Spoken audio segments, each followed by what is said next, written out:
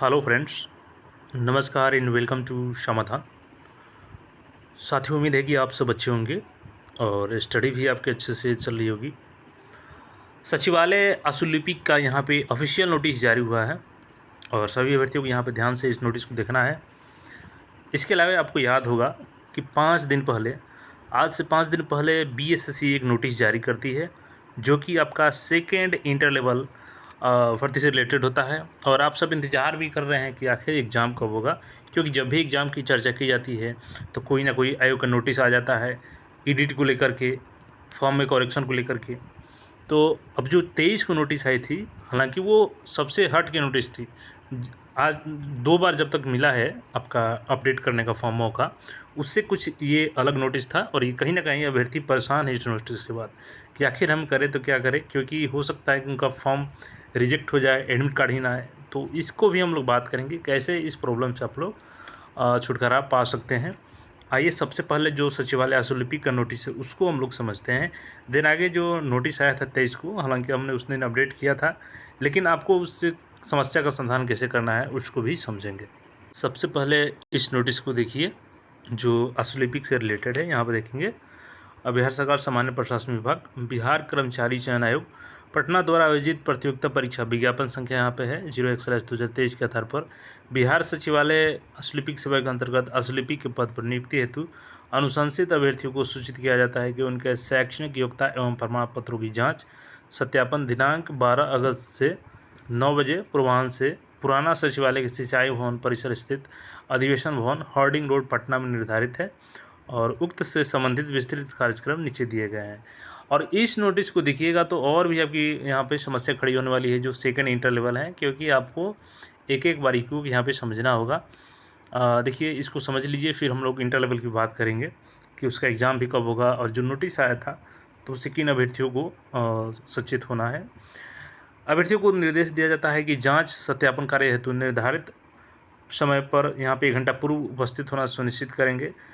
1 घंटे पहले आपको जाना होगा। और जो अभी अनुशंसित अभ्यर्थी है, सबसे पहले तो उनका बायोमेट्रिक होगा, आइरिस का मिलान किया जाएगा और मिलान में सही पाए जाने के उपरांत ही उनके प्रमाण पत्र की जांच की जाएगी। अब देखिए, यहाँ पर डॉक्यूमेंट्स यही मेन है जो इंटर लेवल अभ्यर्थियों को भी समझना है। अभ्यर्थी अपने साथ साथ निम्नांकित प्रमाण पत्रों को मूल प्रति के साथ उसका स्व अभिप्रमाणित प्रति एक सेट में क्रम के अनुसार ले जाना है। देखिए कौन कौन सा डॉक्यूमेंट्स है यहाँ पे। पहला डॉक्यूमेंट्स आता है बिहार कर्मचारी चयन आयोग एवं द्वारा प्रारंभिक परीक्षा मुख्य परीक्षा हेतु निर्गत प्रवेश पत्र। दूसरा है मैट्रिक उत्तीर्णता मूल प्रमाण पत्र एवं अंक पत्र। थर्ड है इंटरमीडिएट उत्तीर्ण मूल प्रमाण पत्र और अंक पत्र। अब यहाँ पे एक और चीज़ ध्यान देने की बात है, अगर आपके पास सर्टिफिकेट ओरिजिनल नहीं है तो आप प्रोविजनल भी लेके जा सकते हैं, कोई इशू नहीं है, प्रोविजनल से भी हो जाएगा। तो जिनके पास सर्टिफिकेट नहीं है वो परेशान नहीं होंगे। आशुलेखन टंकण का मूल प्रमाण पत्र, चूँकि आशुलिपिक का था ये form. Diploma in computer application का मूल प्रमाण पत्र। अन्य शैक्षणिक विशिष्ट योग्यता जो लागू हो उससे संबंधित प्रमाण पत्र संलग्न करना है।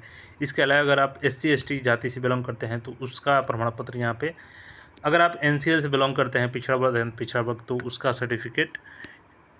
EWS अभ्यर्थियों के लिए यहाँ पे EWS सर्टिफिकेट ले जाना होगा। जो स्वतंत्रता सेनानी हैं वो अपना लेके जाएंगे। निर्धारित प्रपत्र में विकलांगता यानी PWD कैंडिडेट सक्षम पदाधिकारी द्वारा निर्गत अस्थायी प्रमाण पत्र आवासीय होना चाहिए आपका। और महिला के कंडीशन में आपको ये जाति जो होना चाहिए आपके पिता के नाम से होना चाहिए, क्योंकि जाति पिता के नाम से निर्धारित होती है और उसके आधार पर ही आपका इसमें छूट मिलेगा, तो वो आपके पास होना चाहिए। इसके अलावा जो भी अगर कहीं जॉब कर रहे हैं पहले से तो NOC सर्टिफिकेट आपको ले जाना होगा। इसके अलावा यहाँ पे फ़ोटोयुक्त आपका पहचान पत्र जिसमें Aadhaar card, voter ID card, PAN card, driving licence कोई भी हो सकता है। और यहाँ पे नीचे जो चरित्र प्रमाण पत्र है उसको लेके जाना है सत्यापन हेतु 2 प्रति इसका ले जाना होगा। और इसके अलावा देखेंगे तो 6 पासपोर्ट साइज फ़ोटो है उसको भी ले जाना है। उसके बाद अनुमंडल पदाधिकारी से आपका शपथ पत्र समर्पित करेंगे। यहाँ पर देख सकते हैं कि सभी समर्पित प्रमाण पत्र सही है। अभ्यर्थियों को निर्देश दिया जाता है कि वे प्रमाण पत्र की जांच सत्यापन हेतु निर्धारित समय पर उपस्थित होंगे। अब यहाँ पे देखिए तो रोल नंबर दिया गया है यहाँ पे आपका, और डेट 12 अगस्त से 9:30 बजे सुबह से है पाली। और यहाँ पे देखेंगे तो जो दूसरा है वो भी टाइमिंग दिया गया, द्वितीय पाली का रोल नंबर यहाँ पर दिया गया है जो 2 बजे से होगा। तो इसके अनुसार आपको पहुँचना है। अब देखिए जो सेकेंड इंटर लेवल से रिलेटेड नोटिस आया था, तो यहाँ पर 23 तारीख नोटिस जारी किया था। SSC ने बताया था कि यहाँ पर कुछ अभ्यर्थी कार्यालय में संपर्क करके बताए थे कि कुछ अभ्यर्थियों का जो पेमेंट है वो वापस अकाउंट में चला गया है। अब देखिए इस कंडीशन में हो सकता है कि आपका फॉर्म एक्सेप्ट ना हो और आपका एडमिट कार्ड ही जारी ना हो। अगर एडमिट कार्ड जारी हो भी जाता है तो लास्ट में हो सकता है कि डॉक्यूमेंट्स वेरिफिकेशन में आपको प्रॉब्लम आ जाए, क्योंकि वहाँ पे एडमिट कार्ड भी जाता है और पुनः जांच होता है कि आपने आवेदन किया था कि नहीं किया था। कई बार तो आवेदन भी मांग दिया जाता है, तो आवेदन की प्रति से वहाँ पे मिलान किया जाएगा। तो अगर पेमेंट नहीं हुआ रहेगा तो फिर उस समय आपको परेशानी हो जाएगी, क्योंकि यहाँ पे एसएससी नोटिस में क्लियर मेंशन कर दिया है कि आपका अगर पेमेंट वापस आ गया है। अब देखिए कैसे पता चलेगा कि आपका वापस आया है, तो आप चाहें तो अकाउंट का स्टेटमेंट अपना चेक करवाइए, क्योंकि ऐसे पता नहीं चलेगा, या आपका मैसेज आया होगा। और सबसे बड़ी समस्या ये है कि जो साइबर से करवाए हैं, तो आप एक बार को थोड़ा सा कष्ट उठाइए और साइबर पास जाइए, वहाँ पे आप थोड़ा सा उससे रिक्वेस्ट करके और पता कर लीजिए, क्योंकि ये आपकी लाइफ का सवाल है। अगर पेमेंट वापस आ गया है तो आपको करना क्या है, दिनांक 25 से यहाँ पे 9 अगस्त के बीच में आपको पूछताछ काउंटर पर आप जाएँ तो वहाँ पे स्वयं जाके जमा कर सकते हैं, या आपको रजिस्टर पोर्ट से भेजना होगा। और बैंक डिमांड ड्राफ्ट यहाँ बनाना है, जिसे सचिव बिहार कर्मचारी चयन आयोग पटना के नाम से आपका बनाना है, और इसको ले जाकर 9 अगस्त के अंदर में आपको जमा कर देना है। ये काम जरूर कर लेंगे आप लोग जो भी बीएसएससी इंटर लेवल अभ्यर्थी हैं, नहीं तो आपको प्रॉब्लम हो सकता है डॉक्यूमेंट्स वेरिफिकेशन में, या हो सके कि एडमिट कार्ड ही जारी ना किया जाए, क्योंकि यहाँ पे एसएससी ने साफ साफ क्लियर कर दिया है कि जो भी है ऐसा कर लें, अन्यथा आयोग इसका मतलब दोषी नहीं होगा। तो ये अपडेट था। और यहाँ पे जो सचिवालय आशुलिपिक का है, इसमें देख लीजिए सर्टिफिकेट का फॉर्मेट क्या है। अब यहाँ पे देखिए आपको शपथ पत्र एक तरीके से है, सब डिविजनल मजिस्ट्रेट से आपको साइन करवाना होगा। इसमें आपका सारा डेटा फिल रहेगा, और यहाँ पे आप एक्सेप्ट कर रहे हैं कि हमने कोई इन्फॉर्मेशन गलत नहीं दिया है।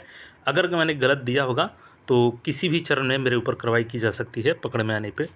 उसके अलावा यहाँ पे देखेंगे तो सत्यापन पत्र है, यहाँ पे आपका पासपोर्ट साइज़ फ़ोटो रहेगा, और इसमें आपका सारा डिटेल्स जो है वो फिल कर देना है यहाँ पे, और फिल करके इसको भी साथ में लेके जाना है। और ये सभी एग्ज़ाम होते हैं, यहाँ पे पूछा जाता है आपके ऊपर कभी गिरफ्तारी हुआ है, मुकदमा चल रहा है कि नहीं चल रहा है, नज़रबंद किया गया था कि नहीं किया गया था, ये सारी चीज़ें यहाँ पे पूछी जाती है। और ये सभी एग्ज़ाम में आपका चाहे इंटर लेवल हो, आने वाला CGL 4 है, सब में ये ज़रूरत पड़ेगी, तो इसको आप लोग ध्यान में रखेंगे। और डॉक्यूमेंट्स आपका दुरुस्त रहना चाहिए, सबसे पहला काम यही है। बाकी कोई क्वेरी हो तो कमेंट करके पूछ सकते हैं, और चैनल पर नए हैं तो चैनल को सब्सक्राइब करके जुड़ जाइए। फिर मिलेंगे नए अपडेट में। धन्यवाद।